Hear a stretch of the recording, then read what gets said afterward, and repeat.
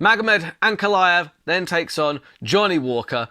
So you've got 6'3" playing 6'6" with a 7-inch reach for Johnny Walker. This is the light heavyweights, by the way.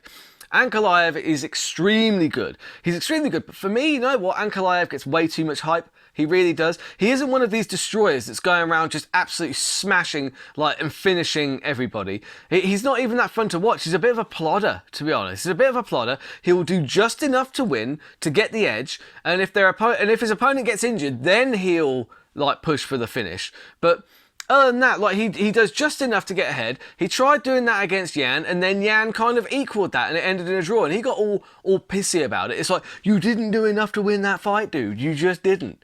Right? If you'd have shown some urgency, shown an instinct to finish that fight, you probably could have gotten Yan out of there. But you didn't, because you don't. That's just not how you fight, which is fair enough. Look, if you want to plod to victories, that's fine, but you need to make sure you keep winning. That's a dangerous way to fight. John Fitch found that out. You can go on a 6-fight win streak if you're just plodding and just boring people to death. The second you slip up, you will be cut. Anyway. Johnny Walker is the polar opposite of that. He's reckless, he's fun, and his record reflects that. Look, he's got some losses on his record where he's been too reckless and he's gotten himself caught.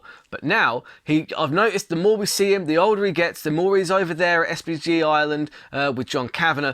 Kavanagh seems to be making him more patient, more kind of measured.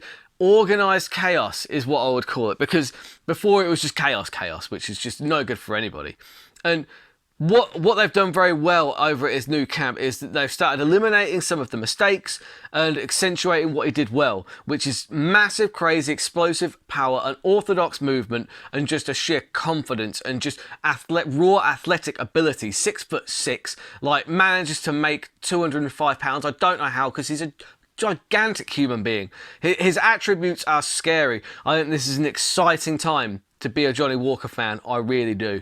I like Johnny Walker in this fight. People are saying that Johnny Walker hasn't got a chance to beat Magomed Ankalaev. I beg to differ, right? Because the thing is, Ankalaev, as I said, he's a bit of a plodder. He doesn't have one-punch knockout power. He doesn't have that.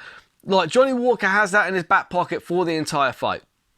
In order to implement the grappling, Ankalaev's going to have to get close to Johnny Walker. And Johnny Walker is gigantic. He's going to be so hard to take down. I'm not saying that Ankalaev is not capable of doing that. What I'm saying is he's going to have to take some risks in order to close the distance in order to do that. And that plays into what Johnny Walker does well, which is just the explosive, ferocious power that he can throw out at any given time. Striking, I think Johnny Walker probably is better. I think that he really is. I think that Ankalaev is probably a safer striker. He might have a little bit better technique. I think outside of low leg kicks, I don't think that Magomed Ankalaev is going to offer too much to Johnny Walker that's going to give him too many problems. Look, Jamal Hill knocked out Johnny Walker because Jamal Hill has weird, soul gems in his hands that literally the second they touch you, your consciousness just goes to another realm completely.